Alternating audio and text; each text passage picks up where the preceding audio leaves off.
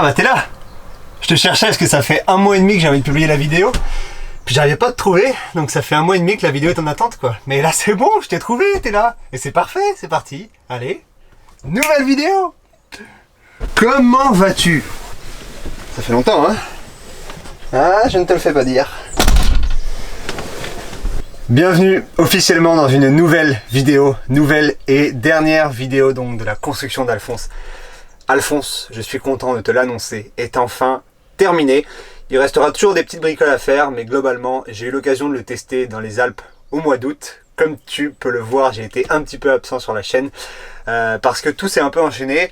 D'abord, on va commencer par regarder la vidéo qui est donc la dernière de la construction où je te détaille toute la fin et surtout la construction donc de la salle de bain. Et ensuite, on se retrouve tout de suite après pour que je te détaille tout ça et que je t'annonce les prochaines vidéos qui vont arriver. C'est parti!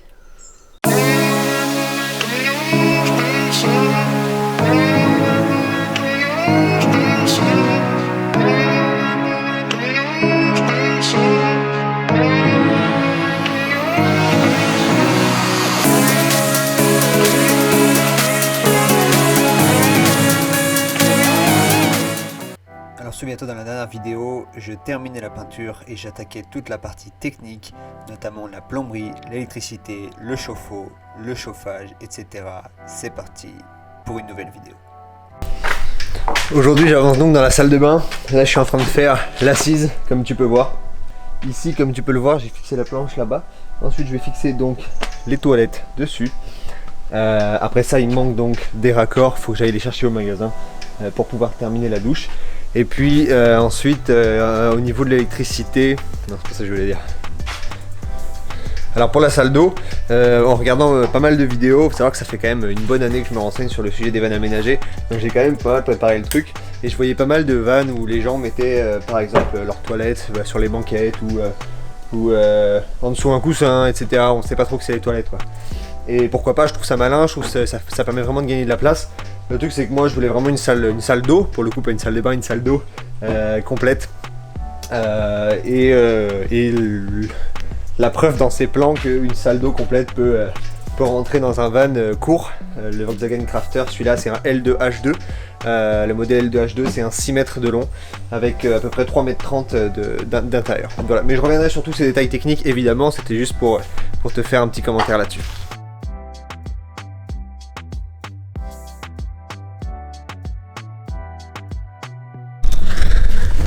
Et voilà, les toilettes sont posées, il me manque plus que les raccords et ensuite la douche pourra être quasiment terminée. Il faudra que je passe donc au revêtement. C'est pas moi qui vais le faire, donc ça déjà, ça aide pas mal. Là je vais faire un truc bizarre mais t'inquiète pas, je suis juste posé hein, pour te montrer un petit peu comment sont les toilettes. Je suis assez satisfait quand même de la place qu'on a. Bon, c'est pas comme si j'étais super musclé, hein, sans commentaire, mais je pense que j'ai quand même pas mal de place. C'est plutôt bien, faut compter le revêtement un peu en plus quand même. Mais du coup, ça laisse quand même une place assez satisfaisante comme tu peux voir. Ouais, c'est un peu bizarre comme plan, je sais. Mais t'inquiète pas, je suis habillé. Du coup, bref, ça c'est fait. Maintenant, je vais passer au réservoir d'eau sale. Le temps est venu de travailler sous Alphonse pour fixer la cuve d'eau sale. Du coup, ça c'est le meilleur ami que tu peux avoir quand il s'agit de travailler sous Alphonse. Pour la prise, je ne l'avais pas utilisé parce qu'il y avait quand même de la marge. Mais là, ça va être chaud étant donné qu'il faut vraiment que je travaille sur le châssis, etc. Je vais surélever un peu Alphonse pour pouvoir mettre la cuve d'eau sale. Première fois que j'utilise ces trucs-là. J'espère que ça va bien fonctionner.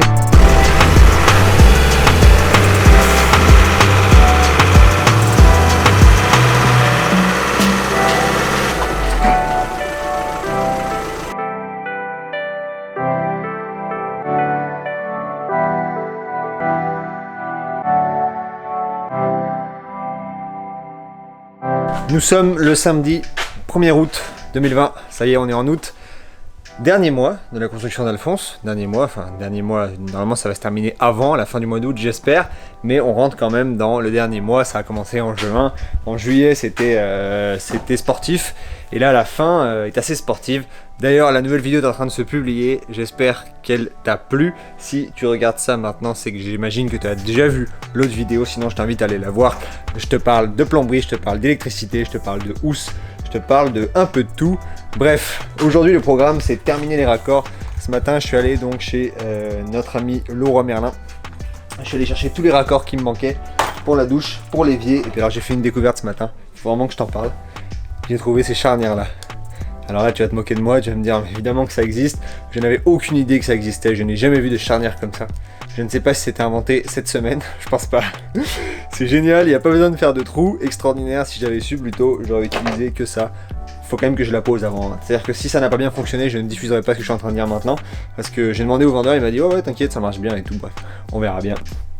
Du coup, on est parti.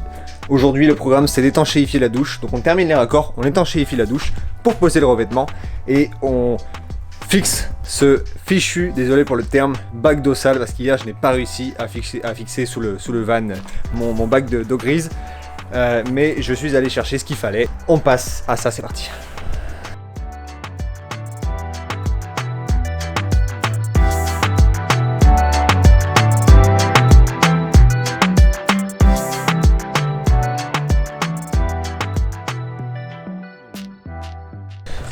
Je suis content de t'annoncer qu'après 2 jours d'intense activité, d'intense effort on va dire, parce que ça a été dur, je peux t'assurer que ça a été dur et j'ai pas tout filmé, mais c'est mieux comme ça parce que sinon, enfin, je peux t'assurer que c'est pas très intéressant.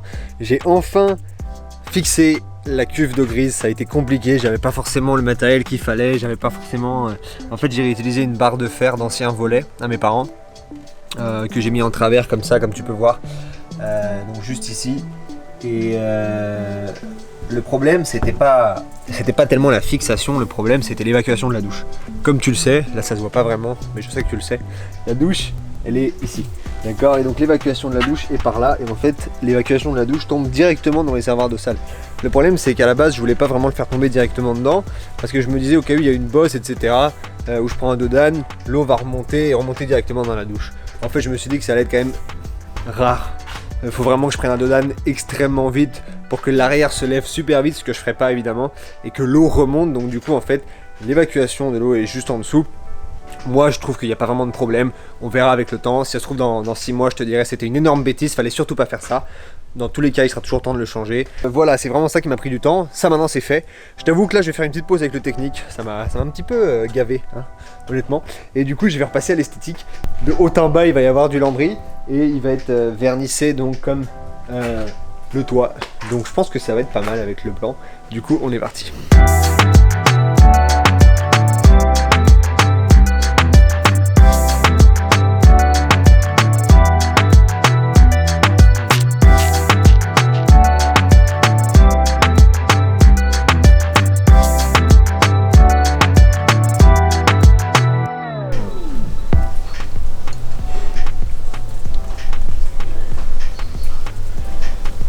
La boule, on est quel jour?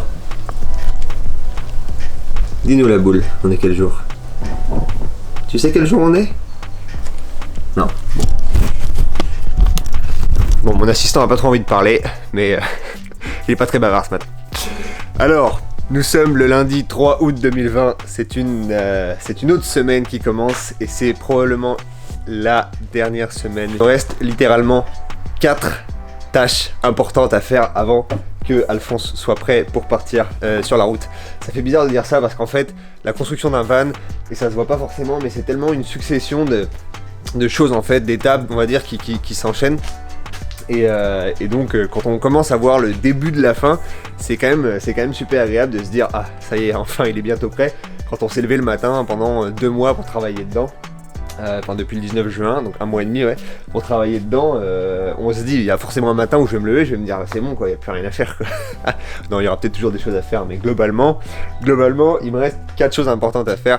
Donc ce week-end avec mon père on a testé tout le système d'eau, d'accord, donc là il n'y a plus aucune fuite, il y avait quelques fuites par-ci par-là, j'avais mal serré des colliers de serrage, bref, là il n'y a plus de fuite du tout normalement. Du coup tout mon système d'eau est raccordé. À la cuisine là-bas il est raccordé, et il est raccordé là-bas dans la douche je t'en parle juste après. Donc la plomberie c'est fait, l'électricité c'est quasiment fait, il me reste quelques fils à aller chercher au magasin, dans un magasin d'électricité spécialisé et des COS. Bref, les batteries, le réseau 12 volts, tout ça c'est quasiment réglé, donc ça je le compte pas dans les tâches qui restent à faire.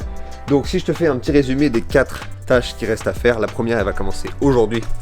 c'est étanchéifier et faire la salle de bain. La deuxième tâche donc c'est poser le chauffage. Donc comme tu le sais, je vais mettre un chauffage diesel qui va être relié directement sur le réservoir diesel d'Alphonse. Il va être posé donc sous le siège passager juste ici pour envoyer donc l'air dans tout Alphonse. Ça il faut que je le fasse, c'est pas une étape qui est très facile à faire puisque c'est un chauffage donc qui est branché sur le diesel. La troisième tâche et avant-dernière c'est le gaz, et ça c'est pas la plus facile. Le gaz, faut faire attention, j'ai un tuyau de gaz donc faut qu'il vienne. Alors ma bouteille de gaz elle va être dans la cuisine là-bas et j'ai un tuyau de gaz donc c'est du cuivre souple en général qu'on utilise dans les vannes qui va venir donc au chauffe-eau puisque mon chauffe-eau fonctionne au gaz. Et après j'aurai donc un tuyau de gaz qui ira à la plaque de gaz, là c'est juste au-dessus, c'est pas très compliqué. Et mon frigo est également un frigo qui fonctionne sur le gaz. C'est un frigo, on appelle ça un frigo trimixte, 12 volts, 230 volts et sur le gaz. Ça veut dire que je peux choisir sur le frigo si je veux qu'il fonctionne sur les batteries 12 volts, sur le réseau 230 volts ou sur le gaz. Donc voilà, donc ça c'était la troisième tâche. La quatrième tâche, probablement la plus simple, terminer définitivement tout l'esthétique. Donner un dernier coup de peinture, comme tu peux le voir, ça n'a pas encore été peint, il faut que je le fasse. J'ai des coups de peinture à ordonner par-ci par-là, etc. Tous les détails esthétiques, une fois qu'ils seront terminés, Alphonse sera prêt. C'est le défi de cette semaine, normalement ça devrait être fini en fin de semaine. On verra bien ce que ça donne, c'est parti. Ah oui, il y a un truc que j'ai oublié de te dire. Tu sais la relation compliquée que j'entretiens avec les charnières. Les charnières que j'ai achetées, que je t'ai mentionné avant dans la vidéo, fonctionnent ultra bien. Elles m'ont pris littéralement, enfin ça m'a pris littéralement 30 secondes à poser. Donc c'est juste génial ces charnières là. Je ne peux que te les recommander. Et je ne savais pas que ça existait. Et malheureusement j'ai découvert ça à la fin. Pas de trou, ça se visse facilement et ça se ferme très bien. Et ça se ferme même beaucoup mieux donc que les autres. Et donc c'est... Je ne comprends pas comment j'ai pas pu voir ça avant au magasin. Et ça m'aurait évité de faire... de galérer à faire des trous quoi dans des placards comme ça. Enfin bref, je te recommande vraiment ces charnières là. Voilà donc le chauffage qui est en place. J'ai fait donc les trous en dessous et c'est relié donc directement en dessous Alphonse.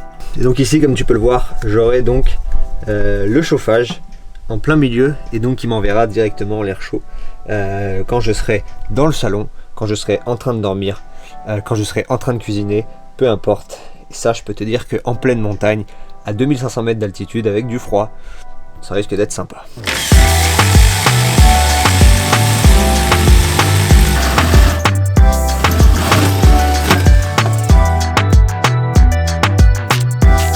Et voilà, la salle de bain est enfin finie.